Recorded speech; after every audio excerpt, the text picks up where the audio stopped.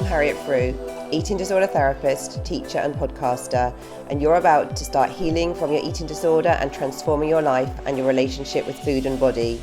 I've worked in NHS and private practice supporting clients for 20 years, and I believe that recovery is possible for you. This podcast dives into expert interviews, evidence-based psychological approaches, and anecdotal tips from the therapy room from my years of experience. If you're wanting to heal your relationship with food, feel confident in your body, develop self-love and self-acceptance, and create a life of freedom and meaning, then this podcast is for you. Thank you for being here. So today I have a guest on the show, and I'm talking to Toni Rudd, the Binge Dietitian, a UK Registered Dietitian who is based in Peru and working with women all over the world who have binge eating behaviours. Previously, Toni worked within the UK National Health Service and has a range of experience with diabetes, weight management, learning disabilities and mental health. She now works online and is a weight-inclusive and non-diet approach dietitian. Throughout her dietetic career, Toni has always been passionate in sharing her love for food and helping people to realise that even with chronic conditions like diabetes, there is no list of foods that they should or shouldn't be eating. And she has always experienced there being so much confusion with food advice among her clients, and consequently brings this passion to educating her clients and busting nutritional misinformation and fads. Today, Toni has left all of this behind and is now working in the non-diet space online and is based in Peru with her husband. In the episode today, Toni talks about her personal recovery story, rooted in early trips to Weight Watchers, dance, and then working as a weight loss dietitian before she transitioned into the food freedom space.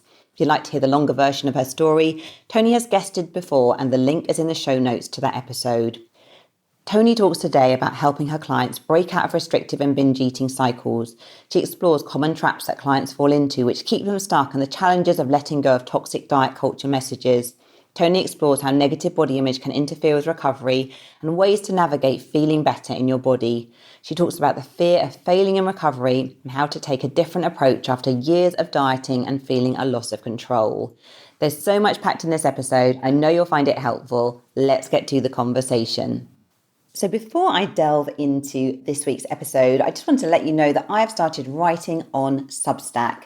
If you would like to read about eating disorders and disordered eating, if you want tips and skills from the therapy room, if you want to improve your relationship with food, I'm going to be writing twice a week on Substack. You can subscribe there and get my regular articles.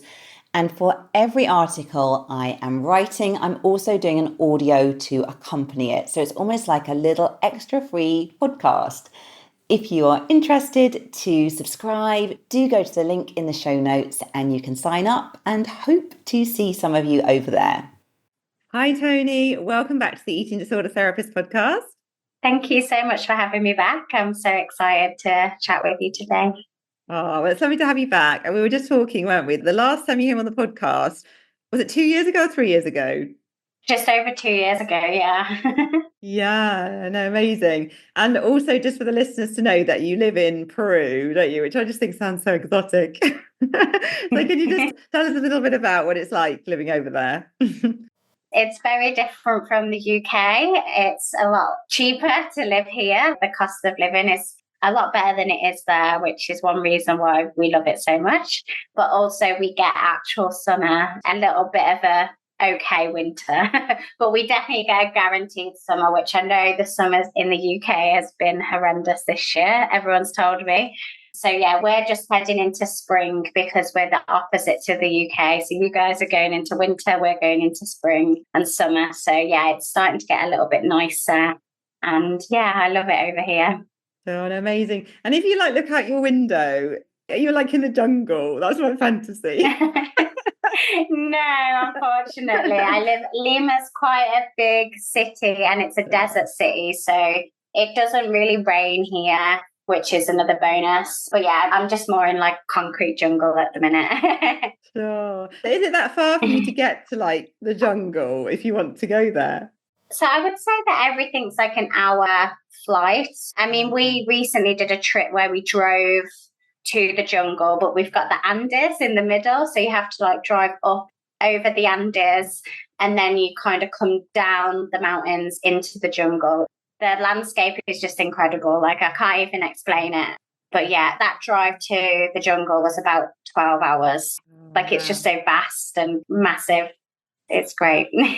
Sure. Well, no, great. Thanks for sharing that, because it's just nice to get a bit of a feel. So, Toni, can you firstly introduce yourself to the listeners for anyone who doesn't know you? Yeah, so my name's Toni Rudd. I'm a specialist dietitian who works online, supporting people to kind of come away from dieting and binge eating cycles. I've been doing this, I've been running my own private practice since I moved to Peru. Before that, I did work in the NHS within like learning disabilities and mental health, which is where I saw a lot of binge eating and eating disorder behaviours. So I've kind of grew into my passion around supporting people with binge eating. Okay, well, thanks for sharing that.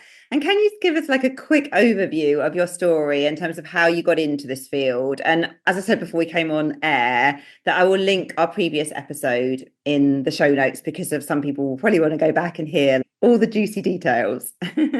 Yeah, I think my story is quite relatable to a lot of people, I think. And that 2 years ago, I've grown a lot since then, I think. Basically, when I was a child, I grew up around people, and particularly the women in my family, who were constantly on a diet. They were constantly trying to lose weight. My mum was a Weight Watchers coach for a little bit, so I went to her meetings with her. So I grew up around people constantly weighing themselves and being around that chat. So I was quite exposed to it from a young age. Then after that, I actually went to dance college when I was about 18, and being a dancer anyway is a very difficult place to be, particularly if you have body image. I think it kind of fuels a lot of disordered behaviors around food, and fuels like really bad body image. But yeah, that experience as well as my experience as a dietitian. I actually started out as a weight loss dietitian. I've got no shame on that. I think that's a really important part of my story, because actually when I was working in the NHS, telling people that they need to lose weight, I was seeing that that wasn't working and it wasn't fulfilling me as a person. So yeah, I decided when I did my own practice that I wanted to do something that got my fire burning in my belly, let's say. And the eating disorders was the reason why I did my dietetic degree in the first place after my experience at dance college. They all kind of tie in all together. I would say those three kind of parts of my life is the reason why I do what I do today. Yeah, no, sure. Well, thanks for sharing. And I think all these experiences, like you're saying, in a way, have just really, I guess, impacted you deeply, haven't they? And influenced your passion and purpose. You've kind of really gone through the trenches, haven't you? I think dance college, the whole Weight Watchers thing, weight loss stuff in the NHS. You've had a really good perspective, actually. So you can really understand where your clients are coming from. Yeah, I think the amount of times that people come to work with me, they tell me that their first experience of dieting is like watching their mother or their someone in their life diet. And that was always kind of a starting point to their thoughts about their body.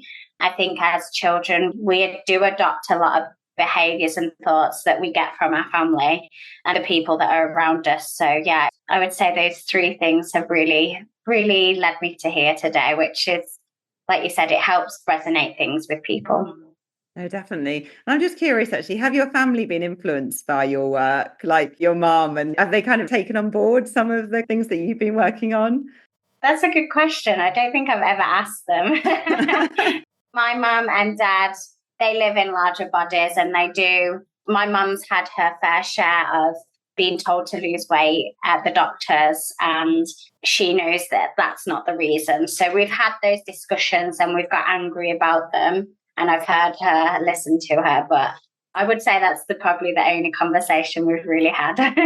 Sure. It's hard though, isn't it? I guess I think often with family, actually, sometimes the most challenging. And particularly, I guess your mum will have her own story, won't she? And like her own kind of trauma around all of this. So it's quite deeply embedded, isn't it? Yeah, I don't think I really spoke to her about like the experience with Weight Watchers until I started talking about it on podcasts and sharing my story. I don't think she really knew And I remember her saying, like, that's your experience and that's what happens. And it's a funny one. Yeah, no, definitely. Okay, well, I know one of the things you're going to come and talk to us today about is like really exploring why letting go of dieting can feel really, really scary. Obviously, like you work with kind of binge eaters, people with binge eating disorder, people who binge eat, emotionally eat, struggling with food in some way. And I know we were talking before we kind of came on air saying that actually it can be such a difficult first step sometimes for them to kind of reach out to you, to ask for help, because it's almost kind of counter, isn't it, to everything they've been doing before. They've been like trying to diet, trying to lose weight, and then they're kind of contacting you looking for a kind of a different approach. So that can feel really scary. So do you want to talk a bit about that kind of first step and why that is so scary for people? Yeah, I mean, I think any sort of change is scary. Yeah, changes your routine or changes everything that you know is obviously going to be absolutely terrifying. And then when you've got a dietitian like me or like people in the non-diet or eating disorder space like yourself saying, yes, you can eat the cake when you've been told that you shouldn't eat cake, it's going to feel counterintuitive, like you don't really know if you should trust it. As well, you've got to remember that a lot of people that I work with have gone through that cycle so many times of restricting food, losing weight, then binge eating and gaining weight. And those feelings of failure really can stick. And if you've gone through that cycle and you've felt that feeling of failure for so many times, it's going to take a lot of courage to try this kind of non-diet approach and make that first step towards healing your relationship with food, let's say. Yeah, no, it makes a lot of sense, doesn't it? And I guess it just sort of goes against so much still in our culture. We're still inundated, aren't we, with all these kind of more wellness diet culture type messages. That's still very much what's in the mainstream, although the kind of work we're doing is definitely gathering momentum. So it can be quite confusing, can't it, for people, I think. Yeah, so confusing. And I always think about people on the internet saying you should avoid this, you should avoid that. They don't know you as a person and they're not taking into any account of any personal traits that you might have around food, like your preferences, what you actually like and dislike, or even like if you can functionally cook and chop food, or so then actually taking into account you as a person. And I think that's the issue with a lot of the kind of wellness influencers online is that they are just throwing out really generic, really unhelpful advice like you shouldn't eat that, you should eat this. It's getting people confused because actually there's reasons why maybe you can't eat that, or like we're very individual people with very unique needs. So we need to think of what kind of food fits into your life. Yeah, no, I absolutely agree. Can you talk a bit about how people get into the diet kind of binge cycle? Because I guess for many people, they probably come to you and they're desperate to stop binging, but maybe they're not so desperate to stop dieting. So can you talk a bit about Yeah. how do people fall into that cycle? The one that I talk about a lot, I mean, there's so many reasons, but the one I talk about a lot is restriction. And restriction can show up in many different ways in our kind of life. There's physical restriction where you're physically avoiding certain foods or physically restricting food as a whole, like eating low calories, avoiding carbohydrates, avoiding the cakes and all those things. That's the physical restriction. But also there's kind of that mental restriction where you're probably eating those foods, but there's a lot of guilt and shame, and there's a lot of should I be eating that? Should I not? A lot of confusion in the brain. But then there's also kind of impending restriction where we're planning that we're going to start restriction. And I see this quite a lot. I always give the example on the weekends. So Monday we start again. So Sunday becomes this day where we need to eat everything and get it out of the way so I can start again tomorrow. Restriction, although it shows up in different ways, is a huge reason why someone can be binge eating. So the first step in the work that I do is always to kind of work on that restriction. So we want to be eating regularly, eating all types of food groups. But then as we go through the work, there's always other reasons why people always end up binge eating. There's emotional reasons. Binge eating becomes a real source of comfort for a lot of people. It becomes a coping mechanism, and they actually get like a binge high. Like it gives that really good dopamine hit that feels really good and really comforting. So breaking that down. But I always explain, if you're not eating regularly and you're physically restricting in a way, that's going to be like 10,000% more. So physical restriction is always one thing to really work on. And then we can look at the other reasons why someone might be binge eating, like body image issues. Yeah, no, thanks for talking us through that. I'm so with you as well. I sort of think if you're restricting, you just have no emotional resilience to deal with all the other stuff, do you? The self-care issues, the body image issues, the emotional issues. You're like on a tightrope, really. That's one thing I always explain to people, like, especially if they come to me saying that they're emotionally eating. To work through the emotional side, we need to make sure that physical restriction is not there, because when you restrict food, it's like a stress to the body and your stress levels are heightened. So then if you go through something stressful at work or in your life, it's going to drive that even more. So yeah, like you said, it's a tightrope. You're kind of really trying to balance everything and it's just not possible. So the binge, you're kind of setting yourself up to binge by not eating regular meals and eating carbohydrates with each meal. So yeah, I hope that makes sense. Yeah, no, it really does. I'm just thinking as well, I'm just thinking back to like lockdown when we were all like hoarding toilet rolls. Human beings just do not like being restricted, do we? We hate having scarcity. We are so programmed for survival, aren't we? When we restrict food, it's kind of then what we really obsess about, isn't it? When we perceived that we were going to have a lack of toilet rolls, everyone was like hoarding them. But That's such a good example. And you made me think of like Christmas, those few days when them shops are going to be closed. We do buy extra food because of that anticipation. Because like you said, we don't want to be restricted. Yeah, that is so true. So can you tell us a bit about what are some of the fears that people have when you're trying to kind of support them to stop restricting, eat regularly? What do people fear is going to happen if they let go of restriction? I would say the two biggest ones is fear around what will happen to weight. If you're not dieting and not focusing on weight, there's a huge myth that you'll just gain weight forever and ever and that will be it.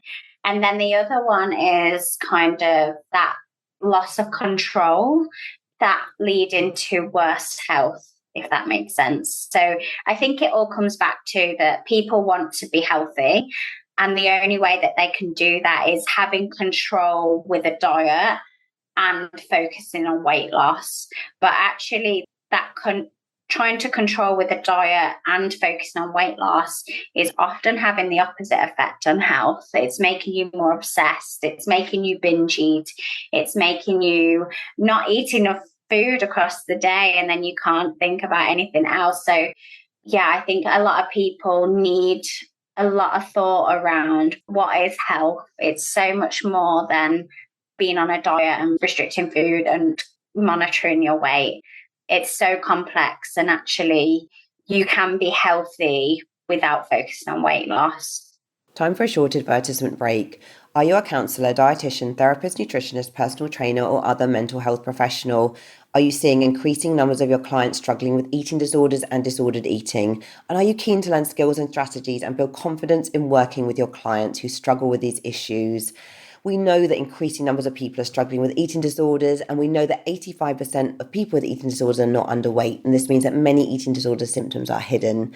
The Good Childhood Report in 2021 highlights appearance as a leading cause of unhappiness among young people and indicates that appearance concerns are increasing year upon year.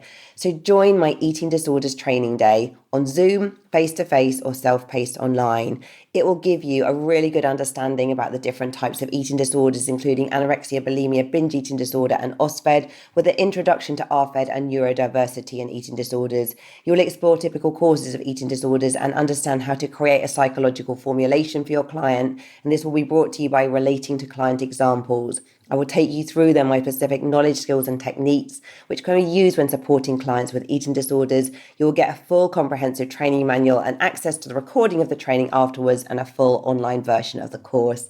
If you want to sign up, please go to the eatingdisordertherapist.co.uk, and you might also be interested in my body image training for professionals too. And can you talk a bit more about what are some of the indicators of health? We do think about it, don't we, in Western culture in a very narrow frame, really. Think about, losing weight, how much exercise you're doing, number on the scales, which is so limited, isn't it? So what else would you be kind of getting your clients to think about in terms of the broader picture of health?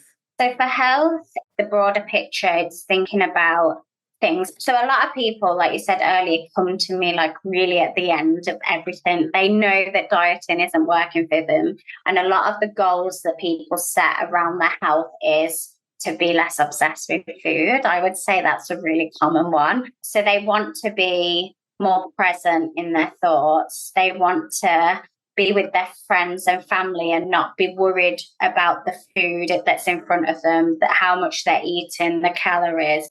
When you're dieting, it literally takes over your mind. It's crazy. And I've experienced it personally, but the people that I've spoke to, just the way they explain it, it's just like they're just done. So I would say that if you're thinking less about food, I think that's a great way that you're a little bit more healthy. Other things, like really easy things around like movement, being able to play with your family without being out of breath, or walk upstairs or walk down the road and feeling like you've got good cardio, strength, more energy around being able to do that sort of thing. And ultimately to not be binge eating, to break that cycle and you're no longer binge eating, that's having a huge benefit to your health. Yeah, no, definitely. So how do you support your clients as well when they're starting to embark on regular eating?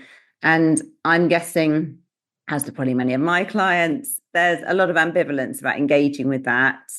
People are often still very restrictive to begin with. How do you really sort of help people to embrace regular eating?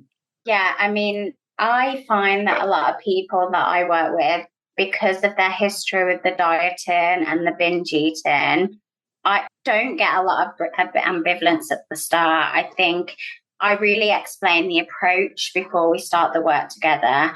I use an approach called RAVES, which is from an Australian dietitian. The ultimate end goal is intuitive eating.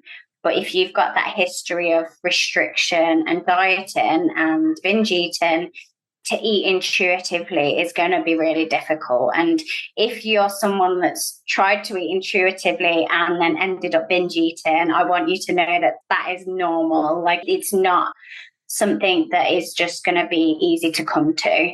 I use the RAVES approach, which the first phase is regularity and adequacy. And then the other bits are variety, eating spontaneously and socially. So the first phase, the regularity and adequacy, it is a structured approach. So I think a lot of people come to me and they think non-diet approach, don't focus on weight. I've just got to eat everything and anything all day, and that's all that I'm going to do. Where that's not really the case. The RAVES approach gives us a little bit more structure so that we can feel comfortable with that. And in that first phase, we can work on things like meal planning and making food as easy as it is for you in your life. We can start to break down food rules and food habits that you've got and build in that more balanced approach. Another tool I use is the plate by plate approach around that. So it's a bit more of a visual guide on how to set up your plate at each meal. I like people find that really helpful. So yeah, I think if you've got that thought that you're just going to start intuitive eating and it's that eat everything and anything whenever I want, that's not what we do. It is a structured, and I'm happy to go as slow or as fast as people find it comfortable. I hope that explains it okay. Yeah, they're really interesting actually. And I've met another dietitian recently who is using the rave approach, but added a B to the front and was calling it like the brave approach. But it's essentially the same thing. So it sounds great, actually, a really, really helpful tool. Yeah. And I think it's such an important point you're making, actually. Like, people can't just jump into intuitive eating. You need to have kind of some structure and stability and regularity, don't you, to kind of move towards that longer term goal. At the time, I don't do meal plans like you would think a meal plan is, especially if you've come from a dieting background. But to begin with, just some meal ideas that might be very limited to begin with. But as we move through the approach, we build up that variety. When you start to feel more comfortable and confident with different foods, we can add them into those meal ideas. I call it like either a meal ideas or meal menu because I like to give options. And I think that's really important as we kind of break that cycle, is that variety and that flexibility around food. No, it makes sense, doesn't it? And it sounds like there's quite a lot of flexibility in that model, which isn't going to activate the kind of inner rebel too much. Because I think I find with some of my clients as well that a lot of them, they kind of like the idea of regular eating, but regular eating can feel a bit like a diet still. When you over dieted, any form of structure can feel like something to push back against, can't it? Yeah, I do experience people's rebel sides, which is always interesting because I can understand why people get that if they're told to do something, they just don't want to do it and they've not got any interest. So yeah, that's a difficult one to battle. But I think the race approach, it's not about like 8 a.m. you eat breakfast, 12 p.m. you eat lunch. It's finding what fits into your life. And some people, it's not 3 meals a day and 2 snacks. It's more like 5 to 6 small meals. So it's really dependent on you as a person and your life. Yeah. So there's kind of like a lot of flexibility built in. What Yeah, about kind of like definitely. the body image side of things with all this kind of work as well? Because I guess people come to you, aren't they? And they're kind of really worried that their body's going to change and all this pressure from wellness culture. And like, how do you, I mean, it's a big topic, but can you give us a few little insights into how you work with body image?